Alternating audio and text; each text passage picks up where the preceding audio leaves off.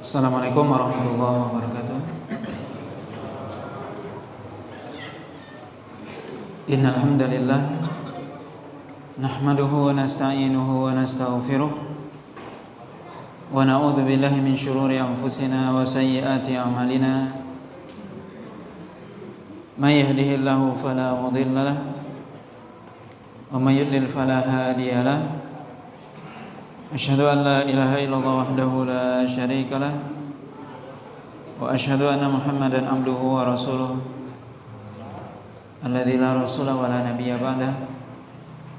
Ya ayyuhalladzina amanu taqullaha haqqa tuqatih wa la tamutunna illa wa antum muslimun. Amma ba'd. Bapak dan Ibu kaum muslimin dan kaum muslimat yang dirahmati oleh Allah Subhanahu wa taala. Alhamdulillah, puji dan syukur senantiasa kita sampaikan kepada Allah Subhanahu wa taala. Salawat dan salam kita sampaikan kepada Rasulullah sallallahu alaihi wasallam dan juga kepada keluarga beliau, para sahabatnya, para tabi'in serta orang-orang mukmin yang senantiasa mengikuti beliau sampai hari kiamat nantinya. Pada malam hari ini kita lanjutkan pembahasan dari tafsir, yaitu tafsir surah Al-A'raf.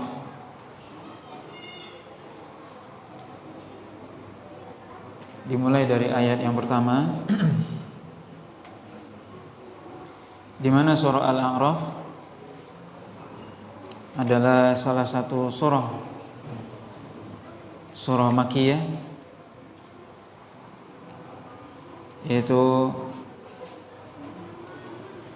surah yang turun sebelum Rasulullah SAW hijrah ke Madinah.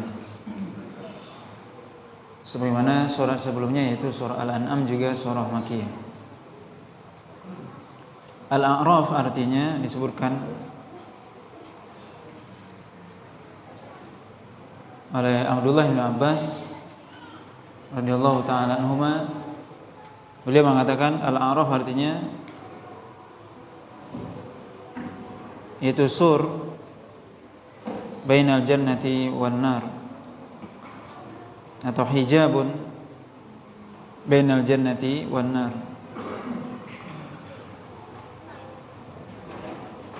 Itu Al-A'raf artinya tempat antara surga dan neraka, atau sur artinya yang membatasi. Juga disebutkan dalam perkataan yang lain juga dari Abdullah bin Abbas, yaitu Al-A'raf artinya talun baina al-jannati wan nar, yaitu bukit, tempat yang tinggi antara surga dan neraka. Insyaallah nanti akan kita jelaskan, sebutkan arti dari Al-A'raf ini dalam surah Al-A'raf sendiri ayat yang ke-46 nantinya. Kita akan bahas nanti atau sebutkan arti atau perkataan ulama tafsir pada ayat yang ke-46.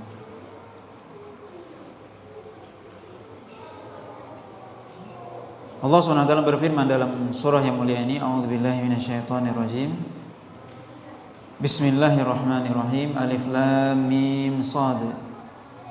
Kitabun unzila ilaika fala yakun fi sadrika harajun minhu litunzira bihi wa dzikra lil mu'minin.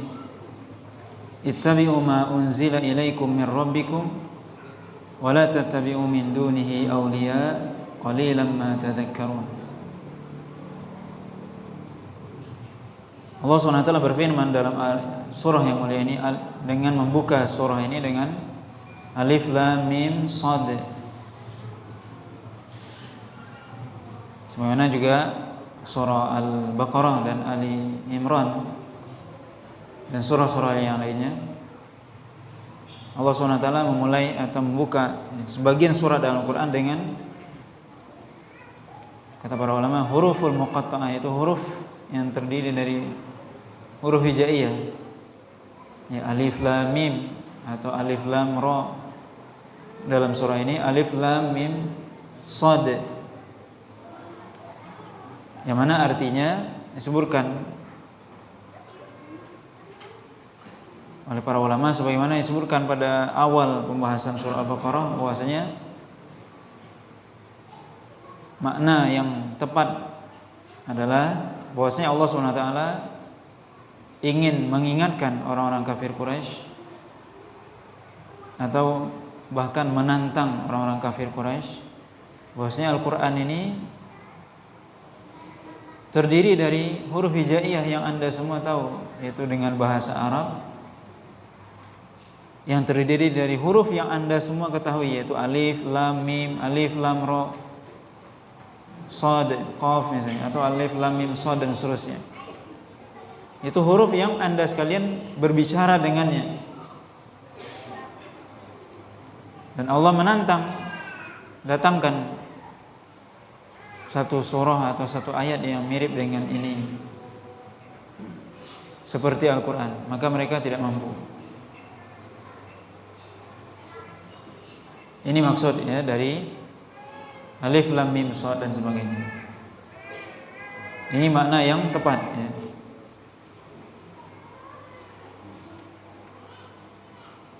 Dan tidak diartikan dengan makna yang lain, atau dia tidak memiliki arti itu sendiri, karena alif, lam, mim, shad bukan sebuah kata yang bisa diartikan.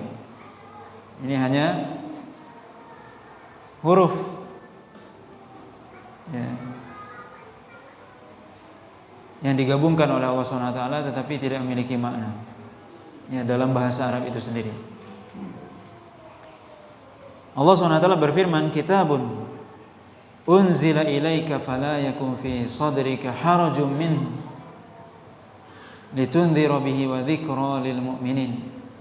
Kitabun, yaitu kitab ini Al-Quran yang Allah SWT turunkan kepada engkau wahai Muhammad, maka fala yakun fi sadrika, maka jangan ada di dalam hatimu, kata Allah SWT,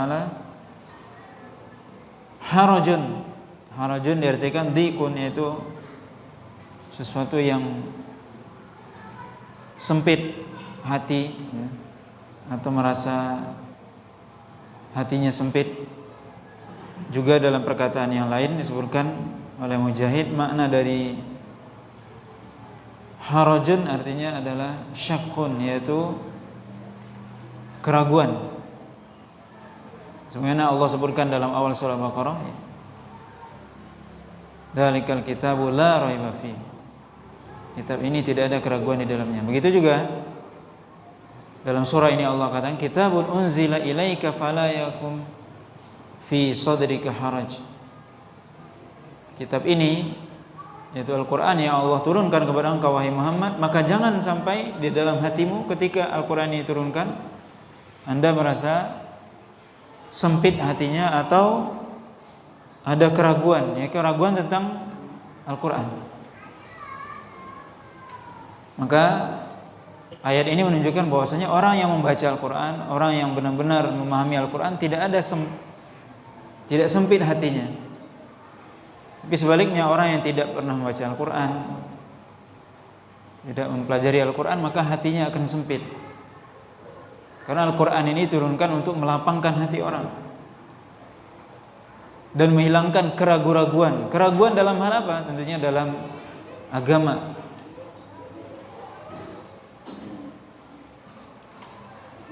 Maka Al-Quran diturunkan untuk menghilangkan keraguan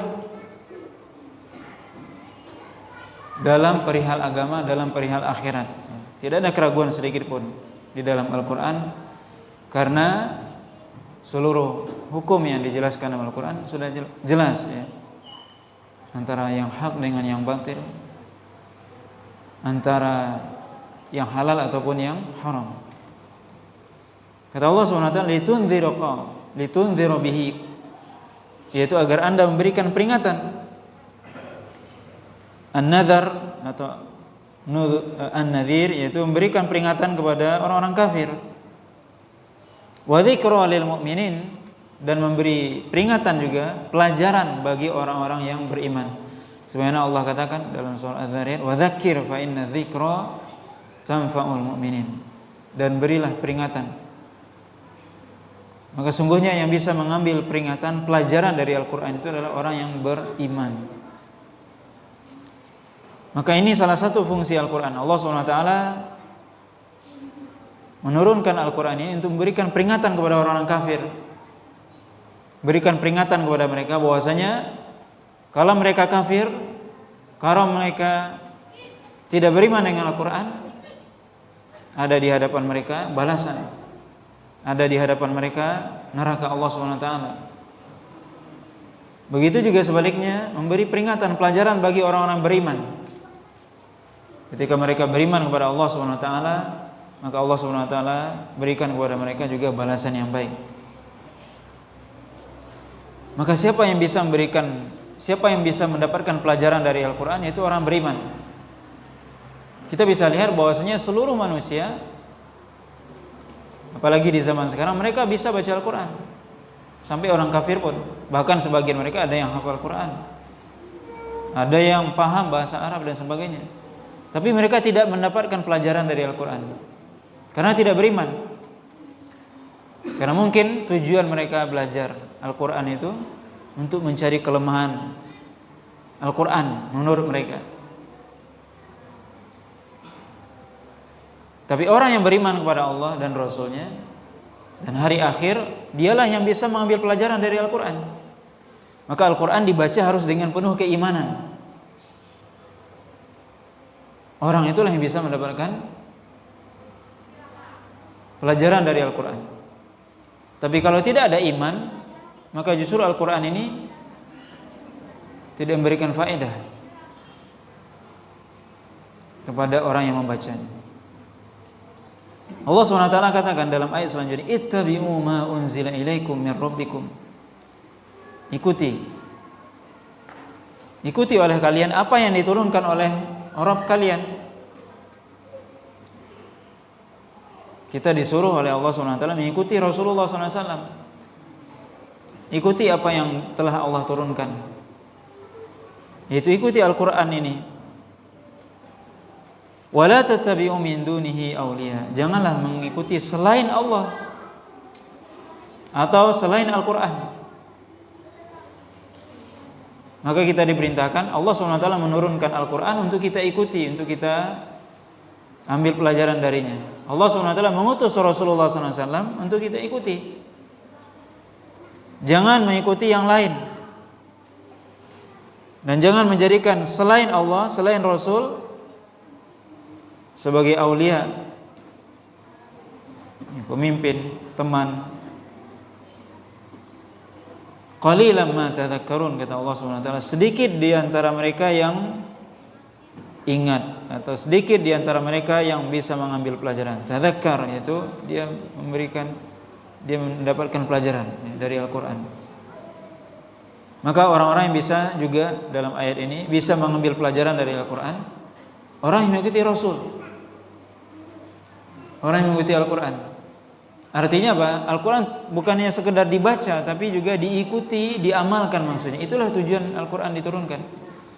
Ketika Allah SWT atau ketika Al-Quran menghalalkan suatu, ikuti, lakukan. Ketika Al-Quran mengharamkan sesuatu, tinggalkan. Itu artinya kita mengikuti. Itulah orang-orang yang akan mendapatkan pelajaran dari Al-Quran ini.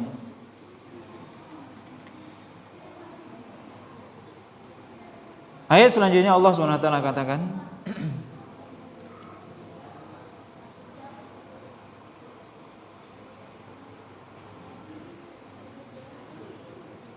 wa kam min qaryatin ahlaknaha faja'aha ba'suna bayatan aw hum qailun.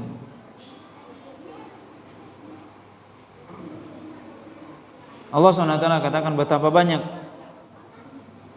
penduduk suatu negeri kami hancurkan, kata Allah SWT. Datang kepada mereka azab kami bayatan, ketika malam hari, ketika mereka tidur pada malam harinya. Auhum qailun, qail artinya ketika mereka tidur siang, namanya qailulah. Qailulah artinya tidur siang. Allah katakan Betapa banyak kaum atau negeri yang Allah hancurkan mereka, yang Allah datangkan kepada mereka azab, yang kami datangkan, kata Allah SWT, azab kami kepada mereka, kepada penduduk negeri tersebut ketika mereka sedang tidur pada malam harinya, atau mereka tidur pada qailun, pada waktu siang.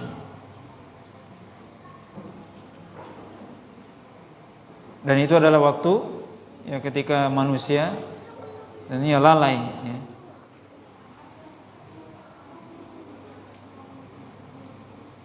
Allah SWT katakan juga nanti dalam surah Al-A'raf ya, ayat yang ke-97 dan 98, afa amina ahlul qura ayyatiyahum ba'suna bayatan wa hum naimun. Apakah penduduk suatu negeri merasa aman ketika datang kepada mereka siksaan kami atau azab kami sedangkan mereka sedang tidur pada malam hari? Awa amina ahlul qura ayyatiyahum ba'suna duhan wa hum yal'abun. Apakah penduduk suatu negeri itu merasa aman juga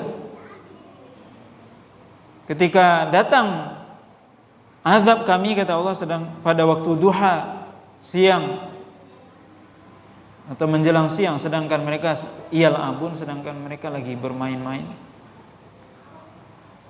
berhura-hura dan sebagainya. Maka Allah SWT menyebutkan dalam beberapa ayat ya, banyak dalam ayat dalam Al-Quran, bahwasanya Allah SWT memberikan atau mendatangkan azabnya, siksaannya ketika manusia sedang terlena, ketika mereka lalai dan sebagainya. Maka Allah SWT mengingatkan ini. Betapa banyak, kata Allah SWT, kami datangkan kepada mereka siksaan kami, sedangkan mereka ketika itu merasa nyaman ya, ketika merasa tidur dan sebagainya, atau merasa aman. Kenapa datang kepada mereka azab Allah SWT? Karena tidak mengikuti tadi Al-Quran. Karena Allah SWT mengatakan ittabi'u ma unzila ilaikum, ikuti Al-Quran, ikuti Nabi, yang Nabi ini diberikan kepadanya Al-Quran, ikuti, jangan ikuti yang lain. Fama kana da'wahum idh ja'ahum ba'suna illa an qalu inna kunna zalimin. Kata Allah SWT, betapa banyak pengakuan mereka ketika datang kepada mereka siksaan kami, mereka mengatakan, oh kami ini dulunya termasuk orang-orang yang zalim. Yaitu mereka ketika datang azab baru mereka mengaku bersalah, baru menyesal. Begitu, dan itu banyak dalam Al-Quran. Allah SWT menceritakan ketika Allah SWT menyiksa kaum-kaum terdahulu, ketika mereka melihat azab itu baru mereka bertaubat di dunia dan juga di akhirat. Disebutkan juga dalam Al-Quran, ketika mereka melihat azab di akhirat baru mereka ingin kembali ke dunia. Baru mereka mengatakan, kami dulu ternyata orang yang zalim, kami dulu ternyata orang yang lalai, kami ternyata dulu orang yang berdosa atau melakukan kesalahan dan sebagainya. Tapi tentunya perkataan itu, pernyataan tersebut tidak berguna ketika Allah SWT sudah mendatangkan azabnya, baik itu di dunia atau di akhirat. Baru ketika itu kita menyadari kita ini salah, baru kita menyadari bahwasanya kita ini lalai dan sebagainya, sudah tidak berguna penyesalan tersebut ya, ketika datang azab Allah SWT.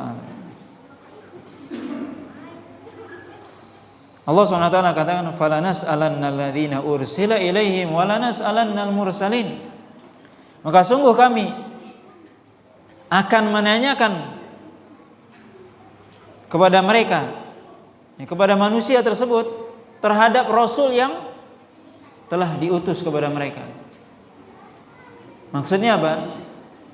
Allah SWT telah mengutus para nabi dan Rasul Maka ditanyakan kepada manusia, apakah yang kalian perbuat dengan nabi dan rasul yang sudah diutus ini? Beriman atau tidak dengan nabi ini? Bukankah kami telah mengutus nabi dan rasul kepada kalian, kata Allah. Sebagaimana Allah sebutkan dalam ayat yang lain, madza ajabtumul mursalin? Apakah kalian mengijabah atau memenuhi panggilan para nabi, para rasul kami, kata Allah. Sudah diturunkan Al-Quran, kitab, sudah diutus rasul, apa yang kalian perbuat? Diikuti enggak rasul ini? Allah katakan falanas alannalladzi, sungguh kami benar-benar akan bertanya kepada mereka, menanyakan kepada mereka terhadap rasul yang kami utus kepada mereka. Maka tugas kita sebagai umat yang kepada kita diutus para nabi dan yang kepada kita diutus rasul, yaitu Muhammad SAW, tugas kita adalah membenarkan, mengikuti rasul. Sebab kita akan ditanya oleh Allah nanti di akhirat, ini rasul diutus kepada kalian, beriman tidak kalian kepada rasul ini? Ini Al-Quran sudah ada di hadapan kalian, beriman tidak? Akan ditanya oleh Allah SWT. Sebagaimana juga kata Allah, wala nas'alannal mursalin, kami juga akan bertanya kepada para nabi tersebut, apakah kalian para rasul sudah menyampaikan risalah, sudah menyampaikan syariat? Allah bertanya juga. Maka ayat ini menjelaskan kepada kita betapa kita semua, kita sebagai umat ditanya, apakah kita melakukan kewajiban kita kepada Rasul? Apa kewajiban kita kepada Rasul? Mengikuti Rasul yang sudah diutus oleh Allah SWT. Sebagaimana Allah tadi katakan, ittabi'u ma unzila ilaikum min rabbikum. Ikuti yang sudah diutus oleh Allah, Rasul yang bawa kitab tadi, ikuti. Itu tugas kita. Kita akan ditanya oleh Allah SWT, apakah kita benar-benar mengikuti atau tidak. Sebagaimana juga para nabi dan rasul ditanya oleh Allah, apakah mereka sudah menyampaikan risalah, menyampaikan syariat. Allah katakan falanaqussanna alaihim biilmin wa ma kunna ghaibin. Sungguh kami akan menceritakan kepada mereka dengan ilmu, apa yang mereka perbuat. Maksudnya Allah SWT akan menceritakan kepada kita apa yang kita perbuat di muka bumi ini. Biilmin, dengan ilmu Allah SWT, yang tidak ada yang luput dari ilmu Allah sedikit pun. Wa ma kunna ghaibin, kata Allah, kami tidak pernah ghaib, artinya tidak pernah luput dari kami apa yang dilakukan oleh manusia. Tidak pernah ghaib, ghaib artinya tidak hadir, enggak ada. Allah selalu ada. Allah selalu melihat, mendengar, mengetahui apa yang kita lakukan. Allah akan ceritakan, Allah akan lihatkan di akhirat nanti apa yang kita lakukan, apa yang kita ucapkan. Mungkin saja kita lupa, tapi Allah SWT tidak lupa.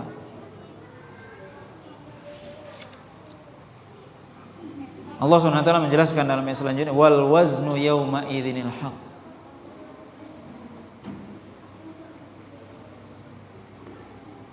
Yaitu pada hari itu, kata Allah SWT, akan ditimbang. Allah SWT katakan bahwasanya timbangan itu adalah suatu hal yang hak, yang benar, yang pasti.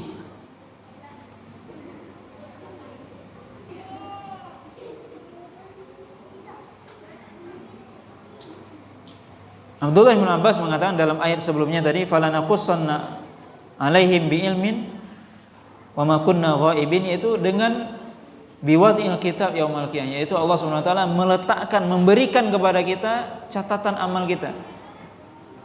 Fa amma man utiya kitabahu bi yamini, adapun orang yang Allah SWT berikan kepada dia catatan amalnya dari tangan kanannya.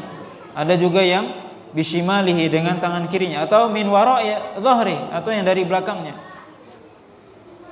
Maka falanaqussanna alaihim tadi maksudnya adalah Allah SWT akan berikan catatan amal kita. Kami akan ceritakan apa yang kita lakukan di dunia ini, dicatat oleh malaikat, dan catatan itu akan diberikan. Kita semua akan menerima itu, dan Allah sebutkan itu. Fa amman utiya kitabahu biyamini fayaqulu ha umqra'u kitabiyah inni dhanantu anni mulaqin hisabiyah. Adapun orang yang diberikan catatan amalnya dengan tangan kanannya, dia akan mengatakan, oh ini kitab saya. Akan dia baca. Adapun orang wa amma man utiya kitabahu bishimali fayaqulu ya laitani lam uta kitabiyah. Adapun orang yang diberikan kitabnya dengan tangan kanan dengan tangan kirinya, dia mengatakan kalau seandainya buku ini enggak diberikan. Kenapa? Karena buku ini banyak isinya apa? Keburukan. Adapun orang-orang yang diberikan kitab dengan tangan kanannya, dia akan bangga mengatakan, "Oh, ini buku saya." Sebagaimana kita juga di dunia ini, coba kalau kita waktu di sekolah dulu, hari penerimaan rapor gimana? Kalau kita nilainya 9 semua, 8 semua, enak gitu. Pulang ke rumah bawa dengan bangga memperlihatkan kepada orang tua. Tapi kalau dulu isinya merah semua, kalau sekarang nggak ada rapor merah ya. Kalau dulu masih ada, itu malu gitu. Itu dunia tuh. Di akhirat juga begitu. Kalau kita bagus, kita akan bangga. Bagus atau tidaknya nanti di akhirat ditentukan hari ini. Seluruh amalan kita akan dicatat oleh malaikat. Ma yalfidhu min qaulin illa ladaihi raqibun atid. Tidak ada satu ucapan yang kita ucapkan kecuali ada raqibun wa atid yang mencatat.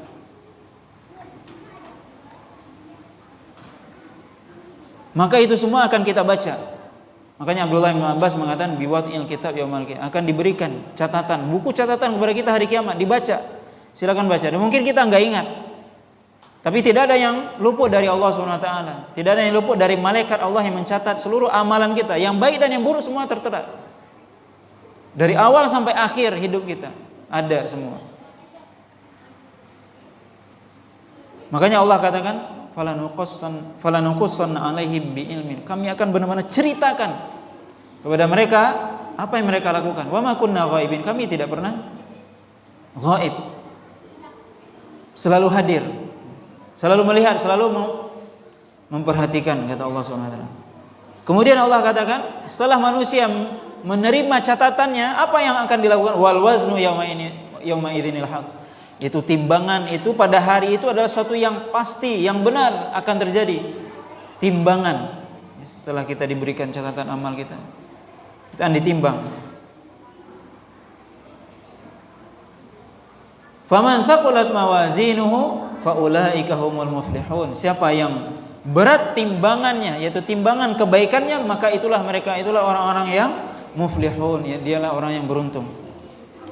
Wa man khaffat mawazinuhu faulaika alladziina khasiru anfusahum bima kanu biayatina yadhlimun. Adapun orang yang ringan timbangan amal kebaikannya, naudzubillah, mereka itulah orang-orang yang rugi diri mereka sendiri. Mereka itulah orang yang rugi dan merugikan diri mereka sendiri. Kenapa? Bima kanu biayatina yadhlimun. Karena mereka dahulunya yadhlimun, yaitu menzalimi ayat-ayat kami, kata Allah SWT. Ya, menzalimi ayat kami artinya tidak beriman dengan ayat-ayat kami. Kenapa mereka menjadi orang yang merugi? Karena tidak beriman kepada ayat-ayat Allah SWT. Menzalim. Zalim artinya meletakkan sesuatu bukan pada tempatnya. Seharusnya kita beriman, kita tidak beriman. Itu namanya zalim. Kezaliman yang paling besar apa? Kezaliman kepada Allah ketika kita tidak memberikan hak Allah. Inna syirka la zulmun azim, kata Allah. Kezaliman yang paling besar adalah kesyirikan. Syirik dosa yang paling besar, kezaliman paling besar. Dengan tidak beriman kepada Allah, tidak beriman kepada ayat-ayat Allah, maka itu kita semua akan merugi. Kalau orang-orang yang tidak beriman kepada Allah dan Rasulnya, mereka akan merugi. Maka ayat ini menjelaskan atau menyebutkan bahwasanya di akhirat nanti akan ditimbang, akan ada timbangan, ya, timbangan yang hakiki, yang sebenarnya. Akan ada timbangan nantinya. Apa saja yang ditimbang itu?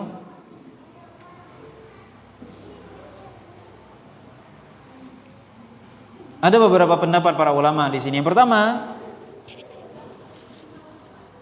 yang akan ditimbang itu adalah amalan kita, al-a'mal, yaitu amal perbuatan kita akan ditimbang. Dan amalan itu bisa Allah jadikan, amalan itu kan suatu yang abstrak, bisa menjadi suatu hal yang konkret. Sebagaimana disebutkan oleh Nabi SAW, kematian itu kan suatu yang abstrak, tapi nanti di akhirat kematian itu akan datang antara surga dan neraka seperti dijadikan konkret oleh Allah SWT, suatu hal yang bisa dilihat, diraba. Maka Allah menjadikan kematian itu seperti kambing yang kemudian disembelih antara surga dan neraka. Artinya apa? Tidak ada kematian lagi. Jadi kematian itu abstrak. Di dunia ini itu hukum dunia, tapi di akhirat dengan kekuasaan Allah bisa menjadi suatu yang konkret, yang bisa diraba, dilihat. Begitu juga amalan kita. Maka bisa ditimbang.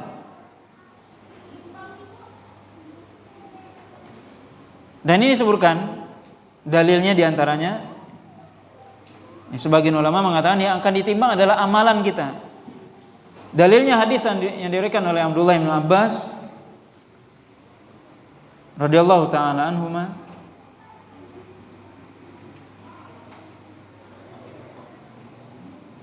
yaitu hadis yang sahih bahwasanya surah Al-Baqarah dan surah Ali Imran, kata Nabi SAW, ya'tiyani yaumal qiyamah ka'annahuma ghamamatan aw ghayayatan aw firqan min tairin sawaf.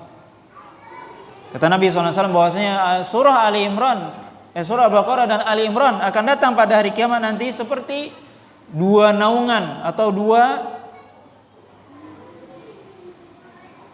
naungan, dua awan yang menaungi orang yang membacanya.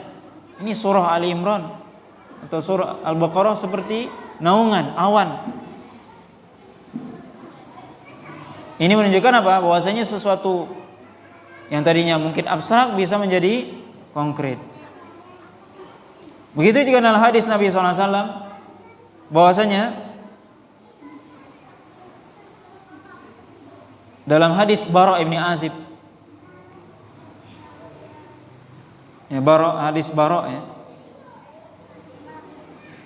dalam hadis yang panjang tentang kubur, soal fil kubur, yaitu pertanyaan di kuburan, bahwasanya nanti akan datang fayatil mu'min syabun hasunal laun tayyibur rih fayaqul man anta fayaqul ana amalukas saleh.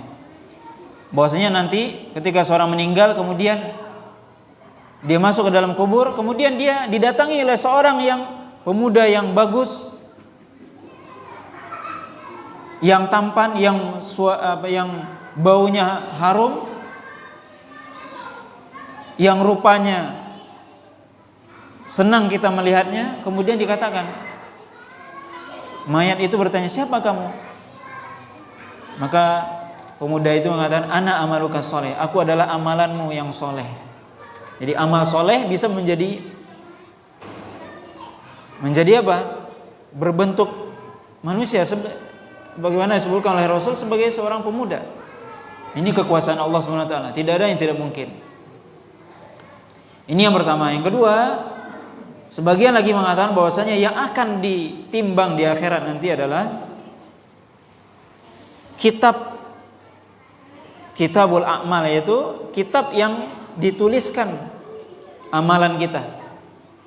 Dalilnya adalah hadis bitokoh namanya, hadis bitokoh, hadis kartu. Kartu apa? Yaitu bahwasanya nanti di akhirat akan datang seorang laki-laki yang dia memiliki tis'atun wa tis'una sajalan kulli sijlin kulla sajlin maddal basar. Kata Nabi SAW akan ada seorang nanti di akhirat yang dia memiliki 99 sajelan, yaitu lembaran. Lembaran apa? Lembaran dosa, naudzubillah. Kullu sijillin maddal basar, yaitu setiap lembaran itu sejauh mata memandang. Semuanya itu dosa semua.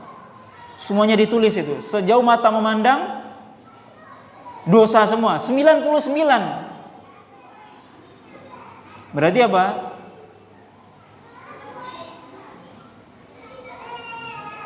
Kitab atau lembaran amalannya. Maka itu diletakkan di timbangan. Kemudian didatangkan kepada dia bitaqah, sebuah kartu kecil. Yang itu di situ dituliskan la ilaha illallah, yaitu imannya. Kemudian sampai orang tadi, laki-laki tadi mengatakan, "Ya Rabb, apa ini? Apa yang bisa dilakukan oleh kartu kecil ini?" Kata Allah SWT, "Innaka la tudlam." Kamu tidak akan dizalimi. Maka kemudian diletakkan la ilaha illallah dengan dibandingkan dengan 99 dari catatan amal buruknya, naudzubillah, maka lebih kuat kalimat la ilaha illallah. Maka ini menjadi dalil bahwasanya akan ditimbang buku catatan amal. Yang ketiga yang akan ditimbang bisa jadi orangnya, kita yang ditimbang. Rasulullah SAW mengatakan dalam sebuah hadis yang sahih diriwayatkan oleh Imam Bukhari dan Muslim, yu'ta yaumal qiyamati birrajulis samin fala yazinu indallahi janaha ba'udah. Akan didatangkan pada hari kiamat nanti seorang yang laki-laki yang dia yang gemuk, yang besar, tapi beratnya di sisi Allah tidak lebih dari sayap dari ba'udah. Ini yang ditimbang apa? Orang. Allah SWT mengatakan dalam surah Al-Kahfi, "Fala nuqimu lahum yaumal qiyamati wazna." Dan kami tidak menganggap bahwasanya mereka memiliki timbangan, yaitu siapa? Orang-orang kafir di hari kiamat. Artinya mereka tidak punya amalan, mereka tidak punya berat.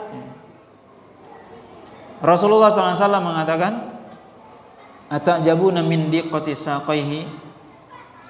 Yaitu ada dalam kisah Abdullah bin Mas'ud ketika beliau berjalan, kemudian Abdullah bin Mas'ud, beliau itu orangnya kurus dan kakinya kurus, betisnya kelihatan ketika itu kurus.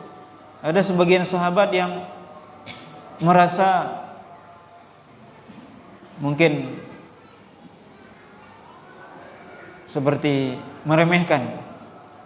Kata Nabi SAW, "Atajabuna min diqqati saqaihi." Apakah kalian merasa atau meremehkan kecilnya kedua betis Abdullah bin Mas'ud? Kata Nabi SAW, "Fawalladhi nafsi biyadihi lahuma fil mizan athqalu min Uhud." Kata Nabi, dua betis Abdullah bin Mas'ud yang kecil itu di sisi Allah lebih kuat atau lebih berat daripada gunung Uhud. Di mana ini yang menunjukkan bahwasanya siapa yang ditimbang? Manusianya. Sebenarnya tadi ada orang yang besar, tapi kata Allah, kata Nabi, tidak lebih berat daripada sayap ba'udah, artinya nyamuk.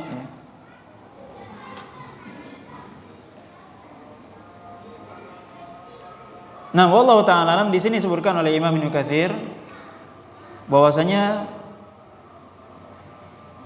siapa yang akan ditimbang nanti di akhirat,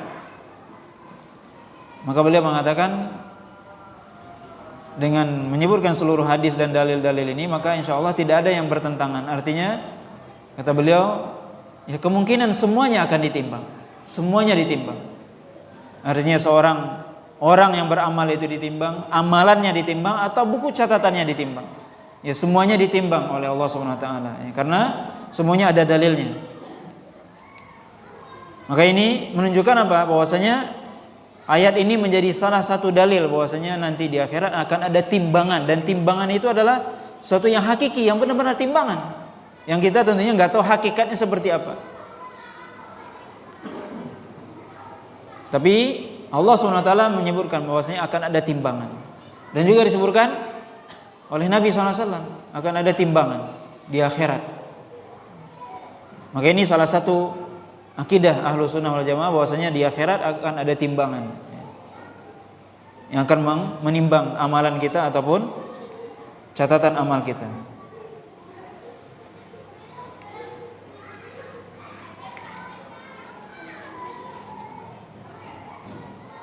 Anak perempuan saya umur 9 tahun tapi sampai sekarang belum diakikahkan karena dulu saya belum mampu. Sekarang alhamdulillah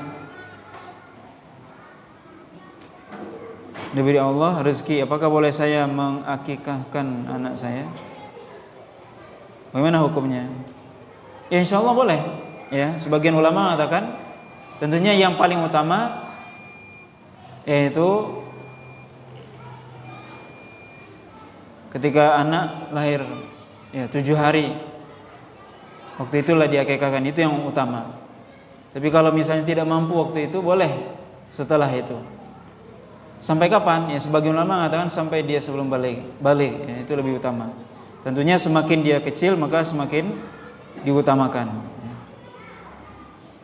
Bagaimana tata cara mengakikahkan? Ya cukup mengakikahkan itu adalah yang paling penting menyembelihnya.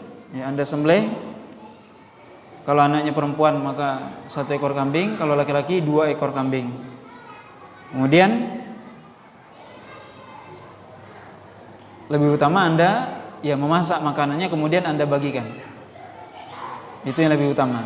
Walaupun kalau dibagi mentah pun boleh ya, tapi yang paling utama adalah seorang memasak makanannya kemudian dia bagikan kepada tetangga dan karib kerabatnya. Kemudian ada pertanyaan di sini, mengapa di masjid kita ini sholat jamaahnya tidak tepat waktu? Bukankah sholat di awal waktu itu lebih utama, dan apakah Nabi mencontohkan demikian? Nah, pertama, Nabi ketika ditanya, apakah amalan yang paling utama? As-sholatu ala waktiha, sholat di awal waktu. Itu amalan yang paling utama. Secara umum, sholat yang paling utama adalah di awal waktu. Tapi di awal waktu itu maksudnya apa? Apakah langsung masuk waktu langsung sholat? Bukan begitu. Azan kemudian apa? Ada waktu untuk sholat sunnah. Dan ketika kita menunggu antara azan dan iqamah, kata Nabi SAW, itu kita dalam keadaan sholat. Walaupun kita nggak sholat, walaupun kita cuma duduk doang, bahkan malaikat akan mendoakan kita supaya kita diampuni selama kita menunggu sholat. Secara umum sholat lebih utama di awal waktu. Azan, masuk waktu azan kita azan, kemudian sholat sunnah. Tentunya diberikan jeda untuk sholat sunnah, waktu ya, jeda untuk sholat sunnah. Tidak kita langsung azan, habis azan langsung iqamah, tidak seperti itu. Tapi kita ada yang sholat sunnah, ada yang mau berdoa dan sebagainya. Maka kita berikan jeda waktu. Kecuali sholat isya yang paling utama diakhirkan. Nabi justru apa? Isya itu diakhirkan, itu yang paling utama, bukan di awal waktu ya. Nabi mengatakan kalau seandainya bukan karena takut memberatkan umatku, aku akan akhirkan. Dan itu sebenarnya yang paling utama. Jadi seluruh sholat di awal waktu ya. Tapi di awal waktu itu harus dipahami dengan baik. Bukan berarti waktu sekarang misalnya berapa? Isya jam berapa sekarang? 19.30 misalnya, langsung adzan 1 menit langsung iqamat, bukan begitu. Tidak begitu dicontohkan Nabi. Ada antara adzan dan iqamah itu ada salat. Bainal adzanaini salatun, kata Nabi. Antara adzan dan iqamah ada salat, ada salat qabliyah, ada yang ingin berdoa dan sebagainya. Maka kita berikan waktu. Begitu, ada salat sunnah qabliyah ya. Setiap salat ada sunnah qabliyah, termasuk maghrib. Ya, termasuk maghrib. Sebagian orang maghrib enggak, habis sholat, habis adzan langsung iqamah dia. Padahal ada sebagian kita yang puasa, kita berikan waktu, ya puasa sunnah. Jadi enggak langsung qomat, enggak ada ya. Nah, tidak pernah Nabi itu langsung habis adzan langsung qomat, enggak ada. Habis adzan gimana? Ada jeda waktu. Kita mau sholat sunnah atau mau berdoa dan sebagainya, baca Al-Quran dan sebagainya. Dan kecuali Isya tadi ya, salat Isya itu kita justru kita akhirkan, karena itu yang lebih utama. Makanya kalau pengajian misalnya nggak apa-apa diakhirkan, karena kita sama-sama di sini. Maka itu yang lebih utama tentunya. Nah, wallahu ta'ala alam. Subhanakallah wa bihamdika asyhadu an la ilaha illa anta astaghfiruka wa atubu ilaik. Wa sallallahu ala nabiyyina Muhammadin wa ala alihi washabihi wasallam. Wassalamualaikum warahmatullahi wabarakatuh.